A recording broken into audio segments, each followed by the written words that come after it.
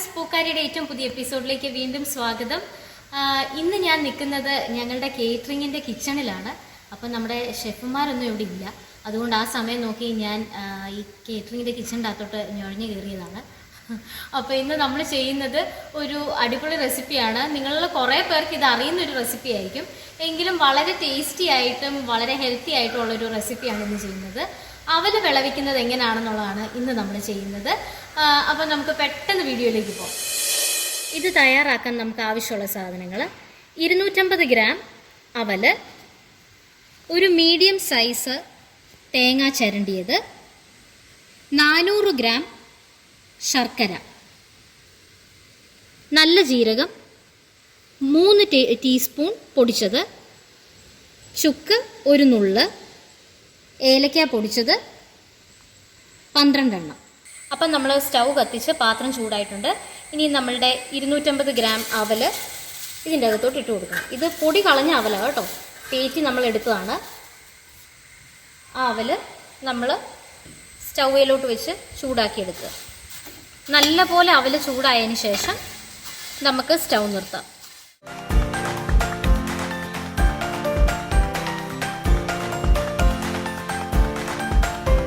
ഇപ്പം നമ്മുടെ അവൽ നന്നായിട്ട് ചൂടായിട്ടുണ്ട്. നല്ല പോലെ ചൂടാകണമെന്നേ ഉള്ളൂ, കളറൊന്നും മാറണമെന്നില്ല. ഇപ്പം നമ്മുടെ അവൽ നന്നായിട്ട് ചൂടായി വന്നിട്ടുണ്ട്. ഇനി നമുക്ക് ഈ സ്റ്റൗ നിർത്തി ഈ അവലിനെ എടുത്ത് മാറ്റാം. അപ്പം നമ്മൾ അവൽ ചൂടായത് എടുത്ത് മാറ്റി. ഇനി ആ പാത്രത്തിലോട്ട് തന്നെ, ചൂടായി കിടക്കുന്ന ആ പാത്രത്തിലോട്ട് തന്നെ നമ്മൾ ചിരണ്ടിയ തേങ്ങ ഒന്ന് ചൂടാക്കിയെടുക്കുകയാണ്. അപ്പോൾ ചൂടാക്കിയെടുക്കാൻ വേണ്ടി നമ്മളൊരു ലോ ഫ്ലെയിമിൽ തേങ്ങ ഇട്ടതിന് ശേഷം സമയം കളയാതിരിക്കാൻ അപ്പം തന്നെ വേറൊരു സ്റ്റൗ കൂടി കത്തിച്ച് അതിൻ്റെ അകത്ത് ശർക്കര നമ്മൾ പാനിയാക്കുക.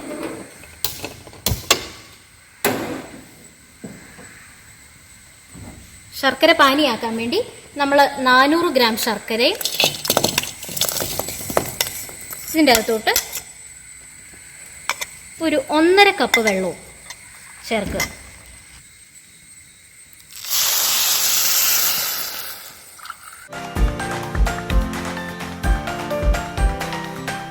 നമ്മളിപ്പോൾ തേങ്ങയും ചെറിയ തീയിലായിട്ടിരിക്കുന്നത്. തേങ്ങ നമ്മൾ തീയിലൊന്നും വെക്കുന്ന പോലെ വറുത്തൊന്നും വരണ്ട, ചെറുതായിട്ടൊന്ന് മൂത്താൽ മതി. നമുക്കൊന്ന് തേങ്ങ നോക്കാം. അപ്പം നമ്മുടെ തേങ്ങ ചെറുതായിട്ടൊന്ന് വാടിയിട്ടുണ്ട്. ഇത്ര ആയാൽ മതി, ഒത്തിരി വറുത്ത് പോകുകയും വേണ്ട. ഇങ്ങനെ നമ്മൾ തേങ്ങ ചെയ്താൽ നമുക്ക് കുറച്ച് നാൾ കൂടി അവൽ കുറച്ച് നാൾ നമുക്ക് സ്റ്റോർ ചെയ്ത് ഉപയോഗിക്കാനും പിന്നെ കഴിക്കാനും ഒക്കെ ഉപയോഗിക്കാം. അതേ സ്ഥാനത്ത് നമ്മൾ തേങ്ങ ഫ്രഷ് ആയിട്ടിട്ടാണ് ഉപയോഗിക്കുന്നതെങ്കിൽ പെട്ടെന്ന് തന്നെ അത് കേടാവാനുള്ള സാധ്യതയുണ്ട്. അപ്പം നമുക്ക് സ്പോട്ടിൽ ഇപ്പം ഇന്നുണ്ടാക്കി ഇന്ന് കഴിക്കാനാണെങ്കിൽ പച്ച തേങ്ങ വേണമെങ്കിലും നമുക്കിടാം. വിളഞ്ഞ തേങ്ങ ആയിരിക്കണം. വിളഞ്ഞ തേങ്ങ അല്ലെങ്കിൽ ഇളവൻ തേങ്ങയാണെങ്കിൽ നമ്മളുടെ ഈ അവൽ വിളയിച്ചത് പെട്ടെന്ന് കനച്ചു പോകാനുള്ള സാധ്യതയൊക്കെ കൂടുതലാണ്. അപ്പം നമ്മളുടെ തേങ്ങ മൂത്തിട്ടുണ്ട്, നമുക്ക് നിർത്താം. ഇനി നമ്മുടെ ശർക്കര നമ്മൾ പാനിയായോ നോക്കുക. ഇല്ല, കട്ടകളൊക്കെ ഉണ്ട്. അപ്പം നല്ലപോലെ ഉരുകി അത് വരണം. നമുക്ക് നന്നായിട്ട് ഇളക്കി കൊടുക്കാം. ഇത് വളരെ ഹെൽത്തി ആയിട്ടുള്ളൊരു 4 മണി പലഹാരമാണ്. ഇപ്പോഴത്തെ എത്ര കുട്ടികൾ ഇത് കഴിച്ചിട്ടുണ്ടാവുമെന്ന് അറിയത്തില്ല. ഇത് പണ്ട് മുതൽ നമ്മുടെ അമ്മച്ചിമാരുടെ അടുത്തുനിന്ന് നമുക്ക് കിട്ടിയിരിക്കുന്ന ഒരു റെസിപ്പിയാണ്. വളരെ ഹെൽത്തിയാണ്. അതുകൊണ്ട് നിങ്ങൾ എന്തായാലും ഇതുവരെ ചെയ്ത് നോക്കാത്തവരുള്ള ന്യൂ ജനറേഷൻ ആയിട്ടുള്ള ആൾക്കാരൊക്കെ ഉണ്ടെങ്കിൽ തീർച്ചയായിട്ടും ഇതൊന്ന് ട്രൈ ചെയ്ത് നോക്കൂ. നിങ്ങൾ ഇപ്പം ഇത് കഴിച്ചിട്ടുള്ളവരാണെങ്കിൽ ഇപ്പോൾ ഇത് കാണുമ്പോൾ നിങ്ങൾക്ക് ഒന്നും കൂടി ഇത് കഴിക്കാനൊരു ആഗ്രഹമൊക്കെ തോന്നുന്നില്ലേ? അതുകൊണ്ട് എന്തായാലും ഇന്ന് തന്നെ നിങ്ങൾ ഈ അവലൊന്ന് വിളയിച്ച് കഴിച്ചു നോക്കണം കേട്ടോ. ഇപ്പം നമ്മുടെ ശർക്കര കട്ടകളൊക്കെ മാറി നന്നായിട്ട് തിളച്ച് വരുന്നുണ്ട്. ഇത് നന്നായിട്ട് കുറുകി വരണം. ഇപ്പം നമ്മുടെ ശർക്കരപ്പാനി നല്ല പാകമായിട്ടുണ്ട്. ഇത് നമ്മൾ പാകമായിട്ടുണ്ടോ അറിയാൻ വേണ്ടി നമ്മളുടെ ഈ പാനിയെ തൊട്ട് നോക്കുമ്പോൾ നല്ല ഒട്ടുന്ന പരുവമാണെങ്കിൽ നമ്മുടെ ശർക്കരപ്പാനി തയ്യാറായിട്ടുണ്ട്. ഇനി ഈ ശർക്കരപ്പാനി നിർത്തി നമ്മൾ തേങ്ങ ചൂടാക്കി വെച്ചിരിക്കുന്ന ഈ പാത്രത്തിൻ്റെ അകത്തോട്ട് തന്നെ നമുക്ക് പെട്ടെന്ന് പരിപാടി നടത്താൻ വേണ്ടി നമുക്ക് സ്റ്റൗ ഓഫ് ചെയ്തിട്ട് ഈ ശർക്കരപ്പാനി എടുത്ത് ഈ തേങ്ങ ചൂടാക്കിയ പാത്രത്തിൻ്റെ അകത്തോട്ട് ആക്കാം. അപ്പം നമ്മൾ ആദ്യം തേങ്ങ ഇങ്ങനെ എടുത്ത് മാറ്റി നടുവിലെ ഭാഗത്തോട്ട് ശർക്കരപ്പാനി വീഴുന്ന രീതിയിൽ നമുക്ക് ഈ ഉരുളിയെ ഒന്ന് സജ്ജീകരിക്കാം. ഇനി ഒരു അരിപ്പ ഉപയോഗിച്ച് നമുക്ക് ഈ ശർക്കരപ്പാനി അരിച്ച് ഇതിൻ്റെ നടുവിലോട്ട് ഒഴിക്കാം. നമ്മൾ ശർക്കരപ്പാനി ഇങ്ങനെ അരിച്ചൊഴിക്കുന്ന എന്നാത്തിനാന്ന് വെച്ചിട്ടുണ്ടെങ്കിൽ അധികം തരികളൊന്നും വീഴാതെ വരാൻ വേണ്ടിയാണ് നമ്മളിങ്ങനെ അരിച്ചൊഴിക്കുന്നത്. നമ്മൾ ശർക്കരപ്പാനി ഒഴിച്ചിരിക്കുന്നത് ചെറിയ തീയിലാണ്. ഇനി ഈ ശർക്കരപ്പാനിക്കകത്തോട്ട് നമ്മൾ നേരത്തെ ചതച്ച് വെച്ചിരിക്കുന്ന 3 ടീസ്പൂൺ ജീരകം ഇട്ട് കൊടുക്കുകയാണ്. ഈ ജീരകവും ശർക്കരപ്പാനിയുടെ മിക്സ് ആകുമ്പോൾ നല്ലൊരു മണമുണ്ട്. ഇനി നമുക്ക് തേങ്ങയുടെ ചേർത്ത് ഇത് നന്നായിട്ടൊന്ന് മിക്സ് ചെയ്തെടുക്കാം. ഇതിപ്പോൾ നമ്മളൊരു മീഡിയം ഫ്ലെയിമിലിട്ടാണ് ഇത് ഇളക്കി കൊടുത്തുകൊണ്ടിരിക്കുന്നത്.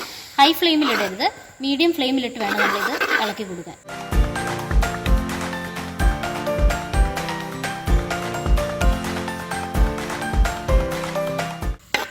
ഇപ്പം നമ്മുടെ തേങ്ങയൊക്കെ നന്നായിട്ട് ഈ ശർക്കരപ്പാനിക്കകത്ത് മിക്സ് ആയിട്ടുണ്ട്.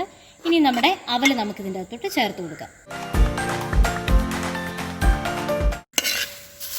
നന്നായിട്ട് നമുക്ക് ഇളക്കി കൊടുക്കാം. നമ്മുടെ അവൽ നല്ല ചൂടായ അവലാണ്, അതുകൊണ്ട് പെട്ടെന്ന് തന്നെ ഇത് മിക്സായി കിട്ടും. നമ്മൾ ഇളക്കുമ്പോൾ ശ്രദ്ധിക്കണം, നമ്മളിങ്ങനെ പൊക്കി ഇളക്കാതെ നമ്മളിതിനെ ഇങ്ങനെ ചായച്ച് വെച്ച് തവി വെച്ച് ഇളക്കാൻ ശ്രമിക്കണം. അപ്പം നമ്മളുടെ ഈ ശർക്കരപ്പാനിയോടല്ല ഇത് നന്നായിട്ട് യോജിക്കും. പിന്നെ ഇത് ഇപ്പം നമ്മൾ ഒന്നും ചെയ്യാതെ തന്നെ ഇങ്ങനെ തന്നെ നമുക്കിത് വേണമെങ്കിൽ 1 മാസം വരെ ഇതിനെ നമുക്ക് സ്റ്റോർ ചെയ്ത് ഉപയോഗിക്കാം. നമുക്ക് ഇതിൻ്റെ അകത്ത് വേറെ കഴിക്കുന്ന സമയത്ത് അഡീഷണൽ ഇൻഗ്രീഡിയൻസ് ഒക്കെ നമുക്ക് വേണമെങ്കിൽ ചേർക്കാം. നെയ്ക്കകത്തോട്ട് നമുക്ക് കാഷ്യൂനട്ടും കിസ്മിസും കൂടെ വറുത്ത് വേണമെങ്കിൽ, പരിപ്പ് കൂടെ ഇട്ട് വറുത്ത് വേണമെങ്കിൽ നമുക്ക് ഇതിൻ്റെ അകത്തോട്ട് ചേർക്കാം.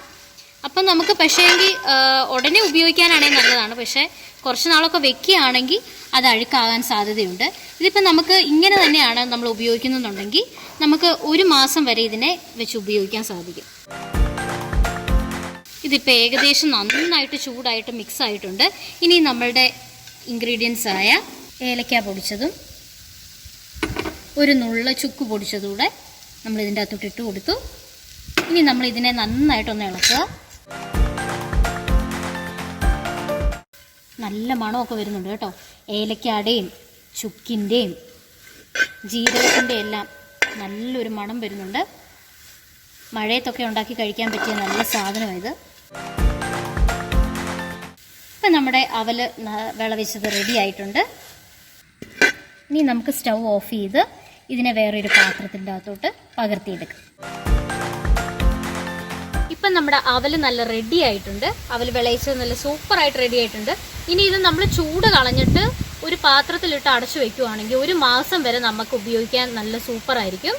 പിന്നെ നമ്മൾ ഇപ്പം ഇന്ന് നമ്മളിപ്പോൾ വൈകുന്നേരം ഇച്ചിരി അവലെടുത്ത് കഴിക്കാമെന്നിരിക്കട്ടെ, ആ സമയത്ത് ഇച്ചിരി നെയ്ക്കകത്ത് ഇച്ചിരി പരിപ്പും കാഷ്യൂനട്ടും കിസ്മിസും കൂടി ഇട്ട് നമ്മളൊന്ന് മൂപ്പിച്ചെടുത്ത് ഇതിൻ്റെ മുകളിലോട്ട് ഒഴിച്ചൊന്ന് മിക്സ് ചെയ്തിട്ട് കഴിക്കുകയാണെങ്കിൽ നല്ല സൂപ്പറാണ്.